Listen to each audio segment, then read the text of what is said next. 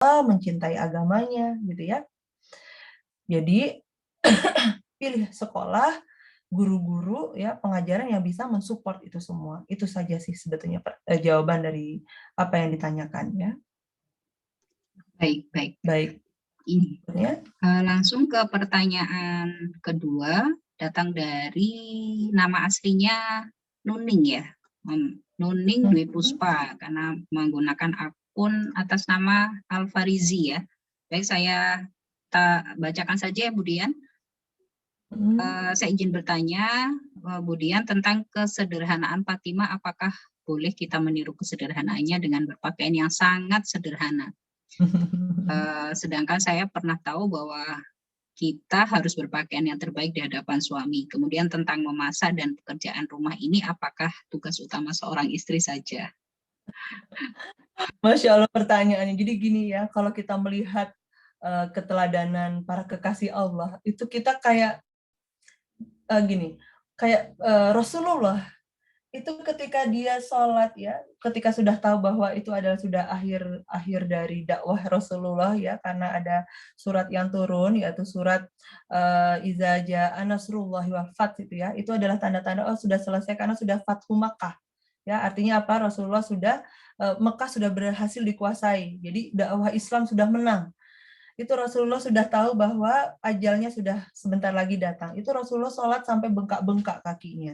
Nah, apakah kemudian pertanyaannya, apakah kita kemudian langsung meniru Rasulullah supaya ketika sholat sampai bengkak-bengkak? Ya enggak juga, gitu ya. Allah menghadirkan Rasulullah sebagai teladan utama dan terbaik ya. Dan kita manusia biasa ya berusaha seperti beliau dia dan orang-orang yang Allah jamin surga seperti Fatimah ini salah satunya ya untuk kemudian kalau mau seperti Fatimah, apakah salah? Nggak salah juga ya. Mudah-mudahan dengan benar-benar bisa seperti Fatimah ya, hidup Anda betul-betul bahagia, damai karena sebahagia Fatimah bisa menjalankan itu semua. Tapi kalau kita tidak seperti itu, tidak bisa seperti itu pun juga jangan dipaksakan begitu ya.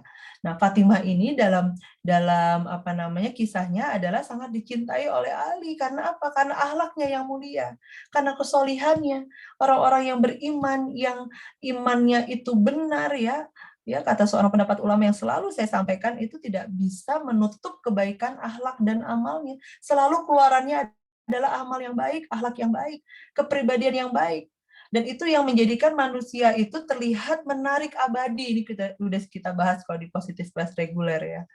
Dan yang membuat Ali ya mencintai apa namanya Fatimah dan kemudian menyayanginya ya, yang membuat Rasulullah mencintai Khadijah dan kemudian menyayanginya, dan yang membuat Rasulullah menyayangi Fatimah sangat-sangat disayang oleh Rasulullah pasti karena iman Fatimah yang luar biasa sehingga mengeluarkan outputnya adalah kepribadian yang positifnya luar biasa dan itu yang membuat dia disayang gitu ya.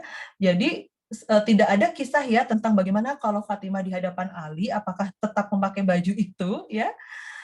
Tidak pernah ada ceritanya, jadi saya tidak bisa menjawab itu, tapi saya yakin wanita sesoleh Fatimah pasti tahu keutamaan bagaimana di hadapan suami, bagaimana melayani suami yang baik. Karena itu ada hak dan kewajiban suami istri ya. Pastinya Fatimah sudah belajar itu duluan dari ayahnya ya, karena ayahnya mengajarkan ya.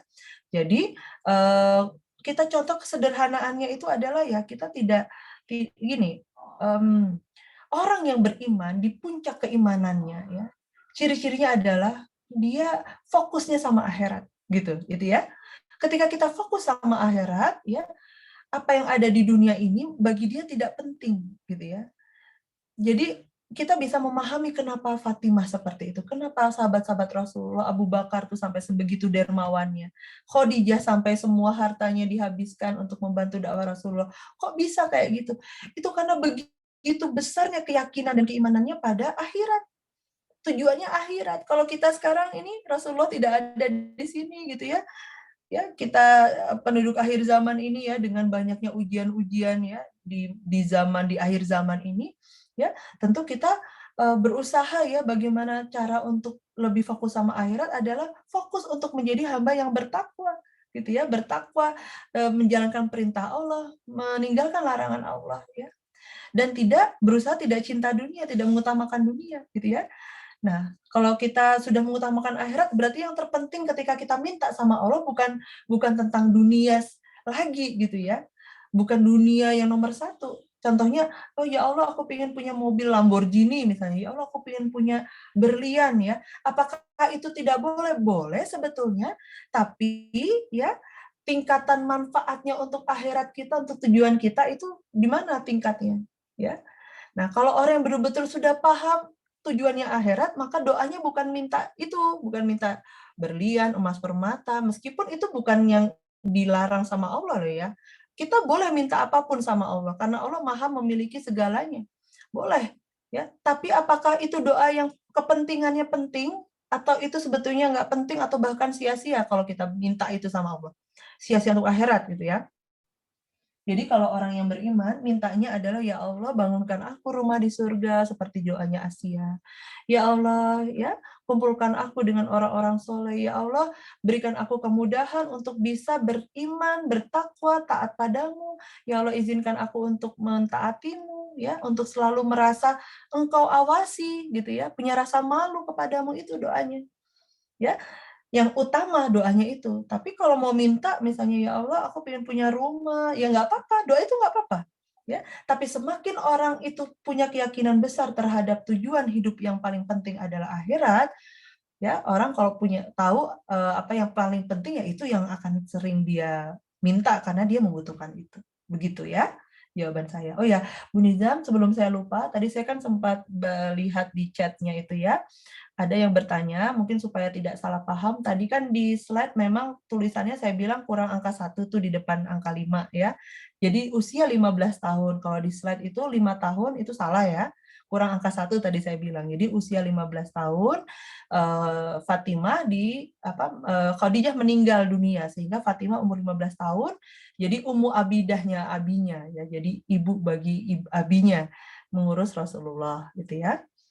Itu sih, tadi ada yang bertanya, yang benar yang mana? 5 tahun apa 15 tahun? Itu jawaban saya ya. Satu lagi pertanyaan lagi. Iya, tadi ada yang bertanya ya, mungkin jeli melihat kurang 1 digit angka ya, Budian. Ya, jadi Fatimah itu ditinggal ibunya usia 15 ya, Budian ya, bukan 5 tahun. Baik. Untuk 5 tahunnya Nabi Muhammad diangkat sebagai Rasul ya. Ya, betul. Usia 5 tahun. Baik. Baik, next pertanyaan terakhir ya. Pertanyaan terakhir dari Fadilah Izatun. Assalamualaikum, Budian, saya Fadilah izin bertanya, bagaimana dengan fenomena zaman sekarang? Mereka mengaku mengidolakan Sayyidah Fatimah ataupun Khadijah, tapi mereka tidak mengikuti akhlak beliau seperti yang kian marak, yakni sampai goyang-goyang di TikTok atau menghabiskan waktunya dengan drakor atau film-film yang mencemari akhlak muslimah, padahal seorang muslimah kelak merupakan madrasatul ula dan melahirkan generasi masa depan. Ya, barakallah pertanyaannya. Jadi untuk melihat fenomena itu kita doakan ya. Jadi ketika melihat ya kita menyayangkan, tapi kemudian jangan membenci ya. Itu malah semakin membuat kita semangat untuk merangkul ya. Untuk situasi-situasi ya yang kita menyayangkan kenapa seperti itu ya, bukan kemudian kita lihat, kita benci, kita nggak peduli, itu malah jadi semangat kita untuk aku akan mengajak orang itu untuk lebih baik lagi gitu ya. Jadi semangat punya proyek untuk dakwah gitu ya, semangat untuk bagaimana ya supaya aku bisa punya andil untuk bisa mengajak sebanyak-banyaknya orang. Yang pertama ada yang kita ajak adalah orang-orang di ring satu circle di lingkungan kita, keluarga misalnya, sahabat, teman ya. Bagaimana caranya? Dengan cara yang lembut ya. Dakwah kita tiru dakwahnya Rasulullah ya, mengajak, mengingatkan dengan cara yang lembut dan yang baik gitu ya. Bukan kemudian kita nyinyir gitu ya, nyinyir kamu wanita yang tidak soleha, atau kita mencap mereka sebagai orang-orang yang buruk, tidak seperti itu ya. Maka dengan melihat fenomena itu sebetulnya jadi semangat kita untuk berdakwah gitu ya, untuk oh gimana aku sedih nih lihat yang fenomena seperti ini ya. Kemudian membuat kita terinspirasi, apa yang bisa aku lakukan ya untuk bisa menjadi jalan orang-orang yang aku pedulikan, orang-orang yang aku sayang ini bisa menjadi lebih baik lagi karena mereka mengidolakan Khadijah Fatimah, tapi kok tidak teraplikasikan di akhlaknya. Nah, gitu. Jadi orang-orang yang beriman itu melihat hal-hal seperti itu malah semangat untuk pingin terlibat gitu ya, terlibat dalam bagaimana membuat orang-orang di sekitarnya bisa menjadi lebih baik bersama-sama dengan dia.